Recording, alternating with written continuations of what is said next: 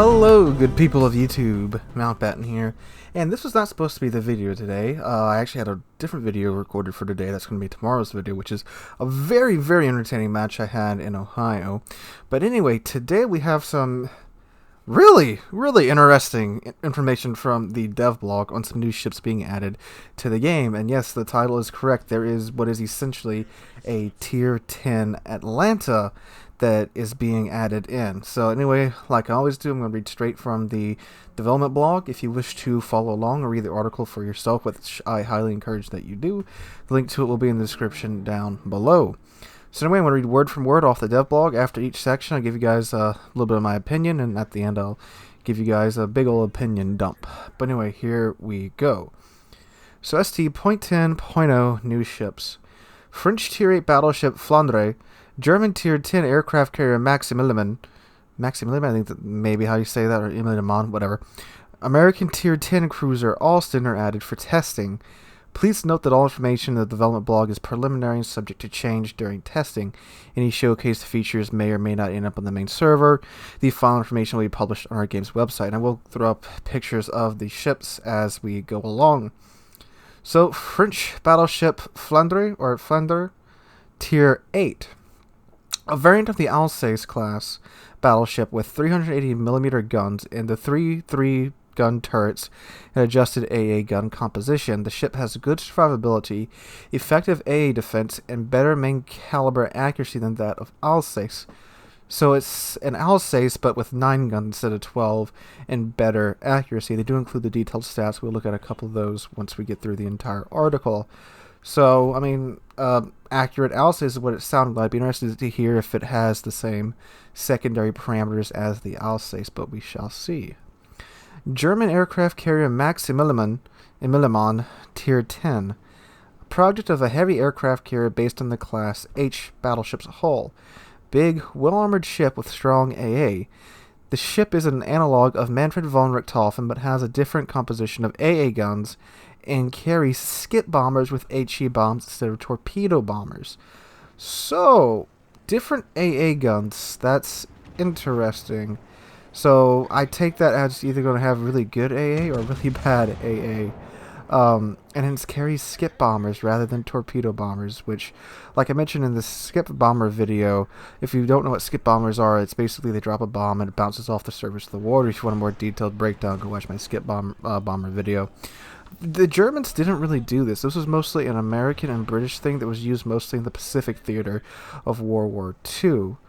And it's very interesting to see that they're giving this to the Germans first. Now, this could, of course, easily be given to any of the CVs in the game. But, again, just interesting that they're introducing it here. Here's the big one. American cruiser Alston, Tier 10. A project of a light cruiser CL-154 developed at the end of World War II. The main armament is represented with the newest 127mm universal twin guns and 6 turrets. Torpedo armaments consist of 2 5-tube launchers. Also may fire HE or SAP shells. And though its main battery reload booster consumable only has 1 charge, it lowers reload time by 75% instead of the standard 50%. The ship has effective AA, additionally enhanced by the defensive AA fire, and a separate slot from hydroacoustic search. So let's do a quick Google real quick and see if this ship actually existed. It was canceled before it even got named, so it's a paper ship. But it was a planned paper ship, which apparently some people think that's better than non-planned paper ships, but whatever. So this thing right here, 12 127mm guns and uber modern turrets with well, let's go ahead and break down the characteristics and the stats of the other ships. It will come back to the Austin. I don't want to get too ahead of myself right now. So the Flanders, however you say it. So 75,400 hit points, about right for Tier 8. 32mm plating, of course. 20km main battery firing range. AP shell damage 11,900. AP velocity 830 meters a second, so it's got the comparable French BB velocities. 33-second reload time, though. Okay, so alright. 180 turn time, 36 seconds. Maximum dispersion 262, and a sigma of 1.8. Alright. And the secondaries look like the base secondary stats of the Alsace. AA, I mean, what is AA? We'll see when it gets added in game exactly, but it looks somewhat similar. Does it get speed boost? It does not get speed boost. All it has is damage con and repair party. Okay, so it's got a more accurate 15-inch gun setup with a sigma of 1.8. Alsace right now has 1.6. So it's got 0.2 better sigma, but 4 less guns. Okay, we'll see where this goes. So the Maximilian, I mean, it's a Richtofen with skip bombers. I don't know what to tell you guys. It's literally replace the skip bombers with torpedoes, exact same as the Richtofen. Oh, let's look at the how much damage the skip bombers do. Okay, so maximum HE bomb damage 12,200. You get 1 bomb per drop. How many planes are in an attack run? 4 aircraft per squadron. I'm sorry. Size of attacking flight 4. Oh my god. So 4. Oh my god. So if all 4 of these bombs hit on a target, it's going to do 48,000 damage maximum. So it's got a hit and pin, which is it's HE. So I mean, good god, 48,000 damage. There's cruisers that this ship can see that it can literally one-shot if they all hit. Now, is that going to do that to the damage to DDs, or is that going to get nerfed? Because that's just 2 of those. That's most DD's health pool at tier 10. So, wow. So 68 millimeters of armor penetration and a 69% chance to cause a fire. Well, there was only 4, and it does look like there's actually a good amount of RNG involved with these bombs. Again, go check out the skip bomb video to see what that looks like. Alright, the Austin, the real interesting stuff. So hit points, 30,700, 16 millimeters of plating. So standard light cruiser design, paper thin armor nowadays. So 1,227 millimeter guns with a base firing range of 15 kilometers. Maximum HE shell damage, 1,800, 9% chance of starting a fire. That's actually pretty high for a cruiser with this many guns. Initial velocity, 808 meters a second. Maximum SAP shell damage, 2,700, again 808 meters a second. An 8-second reload time base, so throw the modules and the captain skills, so you know, BFT and all that jazz on there, and I believe you can get this thing down to somewhere in the neighborhood of 6.3, 6.4 seconds. So that's not incredibly fast. It's 2 seconds slower than Smolensk, and Smolensk has 16 guns. And I think that's about the same with Colbert. I don't have Colbert, so I can't tell you exactly what Colbert's reload time is. So, longer reload time, but that reload booster. With Superintendent, you can get 2 of those. That reduces it for 75 seconds. Okay, let's look at the reload booster. So the reload booster's duration time is 15 seconds. Shoot. Wow. So it has a reload time of 125 seconds. So if you take Superintendent, it's going to take you about a little over 2 minutes to get that reload booster back up. So it gets damage con, DFAA, main battery reload booster, repair party, and hydroacoustic search. It gets 4 freaking consumables. Its torpedoes. Well, what are its torpedoes? So you get 2x5 533mm torpedoes, 19,000 maximum damage. The range of 10 kilometers, dang. Speed of 66 knots and a reload time of 106 seconds. And a detectability range of 1.4 kilometers, so some pretty good torpedoes.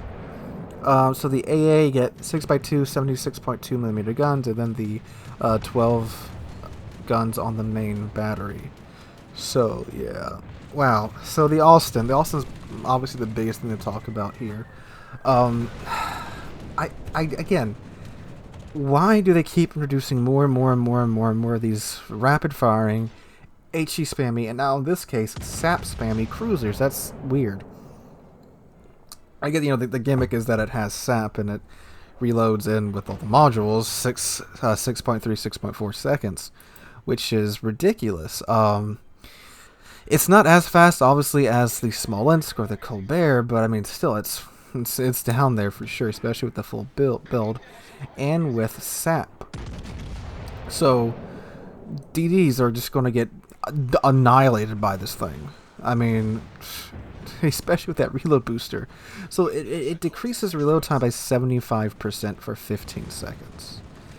And that should get you down to about 1.8 seconds with the reload booster active. So in 15 seconds, with 12 guns firing at I'm sorry, it's actually 1.584 seconds. That's 113 shells in 15 seconds. So basically, if this thing has a DD in its sights for 15 seconds, it's dead. With 113 SAP shells being thrown at it, with any cruiser player that has any decent aim, they're going to be dead. Take into consideration, too, that I'm pretty sure it's going to have the arc of the American cruisers, so it's basically going to be able to pin deck armor, too, with SAP. And it can pin, if it uses the same ratio that the Italian SAP shells use, it's going to be able to pin 34 millimeters of armor with its SAP shells, doing 2,700 damage maximum with its SAP shells. So this thing is, yeah, I expect this to change. And again, remember too, all these ships are in testing right now, and they will probably change. I expect the Austin to get quite a few changes to it. I mean, good God, it's again, like, this thing's gonna rip apart DDs or anything that's light skinned, doesn't have a lot of hit points. Now, it does only get that main battery reload booster for a maximum of 2 charges if you take Superintendent, which it's a tier 10 cruiser with 4 consumables.